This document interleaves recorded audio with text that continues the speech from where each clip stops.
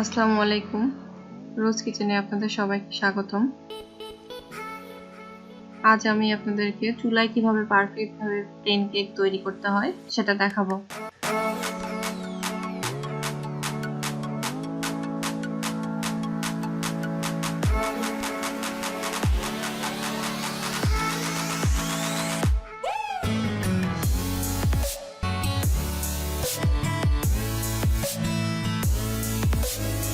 তো চলুন দেখে নেই পারফেক্ট ভাবে কেক তৈরি করতে কি কি উপকরণ লাগছে। লাগছে 3টি ডিম, 1 কাপ পরিমাণ সয়াবিন তেল, 1 কাপ পরিমাণ লিকুইড দুধ, 1 চা চামচ ভ্যানিলা এসেন্স, 1 চা চামচ বেকিং পাউডার, 1 কাপ পরিমাণ চিনি আর পরিমাণ মতো ময়দা।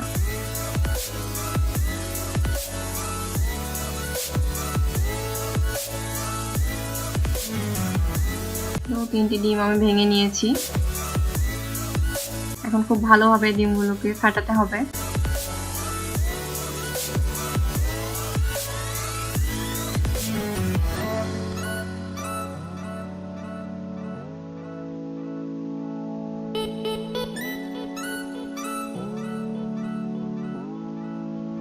এবার আমি 1 কাপ চিনি দিয়ে দিব। চিনি এবং দুধ ডিমটি ভালোভাবে ফাটানো হয়ে গেলে একে একে সব উপকরণ অ্যাড করব। তো চিনিটি অনেক ভালোভাবে ফাটায় নিতে হবে যেন দানা দানা ভাবটা না থাকে, এতে করে ব্যাটারটা ভালো হবে না।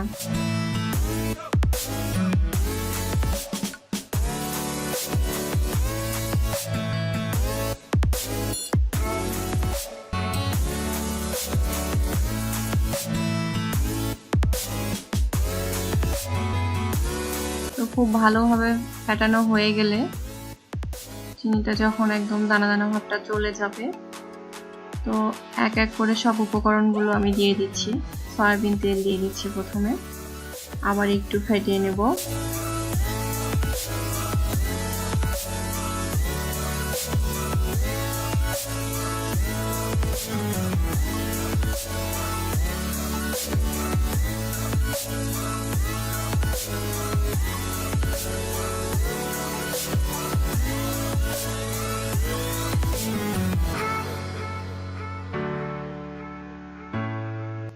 এরপর একটু একটু করে লিকুইড দুধটা অ্যাড করব, সব একবারে দিব না।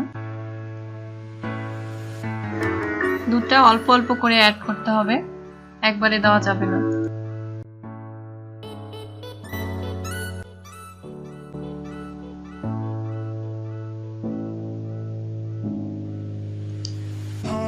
আসলে ব্যাটারটা যদি ঘন হয়ে যায়, এই কারণে আমি দুধটি আস্তে আস্তে দিব। ঘন হয়ে গেলে একটু দুধ অ্যাড করলেই ব্যাটারটি আবার স্বাভাবিক হয়ে আসবে। তো ময়দার মধ্যে আমি বেকিং পাউডারটা দিয়ে দিচ্ছি। এরপরে একটু একটু করে ময়দা অ্যাড করে নেব। সবটুকু ময়দা নাও লাগতে পারে, এই জন্য আমি একটু একটু করে অ্যাড করে নেব। এবার ভ্যানিলা এসেন্সটা দিয়ে দিব।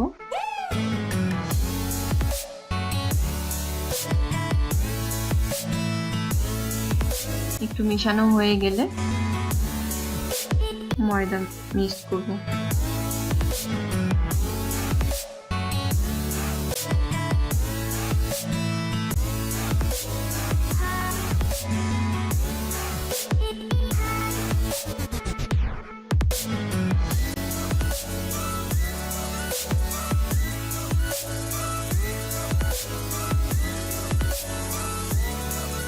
একটু একটু করে ময়দাটা অ্যাড করলে এতে করে ব্যাটারটা ভালোভাবে তৈরি হবে, আর একবারে দিয়ে দিলে নাড়তেও অসুবিধা হবে, এই জন্য আমি একটু একটু করে অ্যাড করে নিচ্ছি।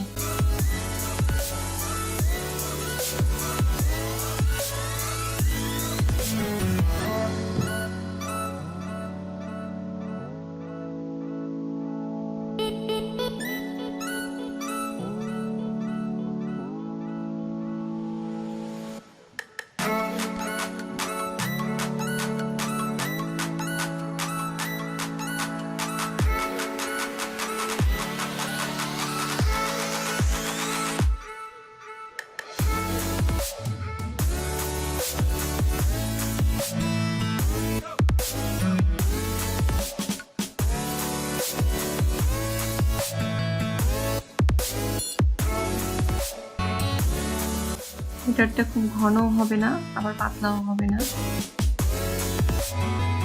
আমি আপনাদের সুবিধার্থে এভাবে একটু উঠাই দেখাই দিচ্ছি।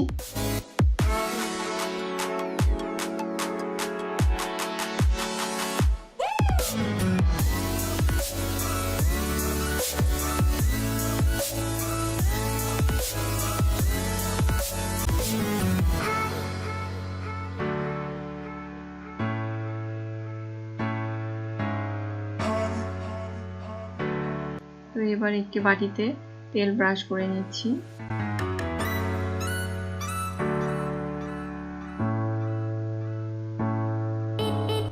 এবার একটি খাতার পেজ আমি কেটে নিয়েছি, একটু হালকা করে তেল মেখে নিয়েছিলাম।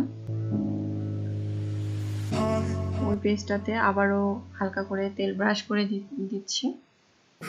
এবার একটু সাইড দিয়ে পেজ দিয়ে দিব, দেওয়ার পরে আবারও হালকা করে একটু তেল ব্রাশ করে দিব।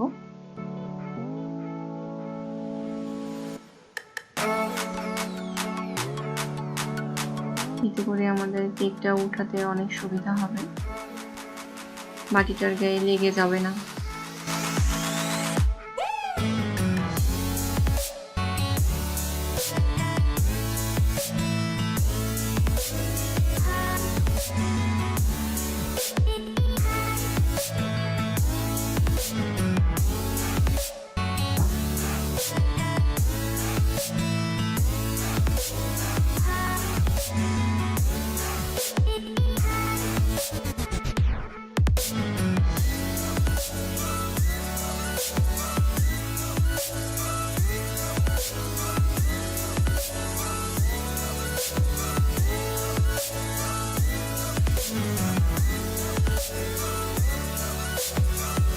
তো একটু ঝাঁকিয়ে নিচ্ছি, ব্যাটারটা সমান হবে, এতে করে কেকের সাইজটা সুন্দর হবে।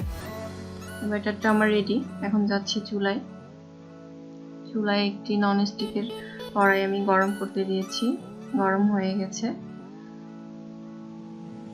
এখন বসিয়ে দিলাম ব্যাটারটা। এবার ঢাকনা দিয়ে দিব, আর চুলার আঁচটা থাকবে মিডিয়াম টু লো এর মাঝামাঝি। তো এইভাবে 50 মিনিট লাগবে কেকটা তৈরি হতে। তো 50 মিনিট পর আমরা ফিরে এলাম। আমি এর মাঝে একবার দেখেছি, তখন হয়নি, তো আশা করছি এবার হয়ে যাবে। হ্যাঁ, হয়ে গেছে কেকটা আমাদের।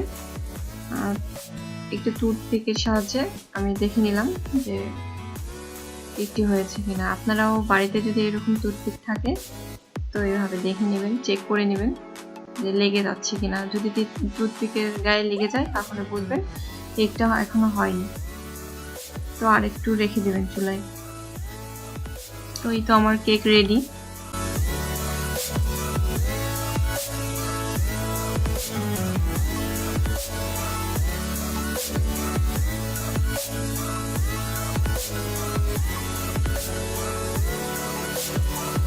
তো আপনারাও এইভাবে বাড়িতে ট্রাই করে দেখবেন। আশা করছি আমার রেসিপিটি আপনাদের অনেক সহজ লেগেছে। আর রান্না তো সহজই হওয়া উচিত।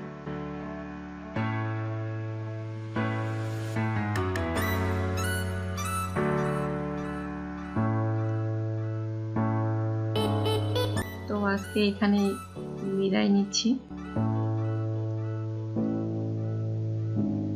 আবারও আসবো সামনে নতুন কোনো রেসিপি নিয়ে। তো আল্লাহ হাফেজ সবাইকে।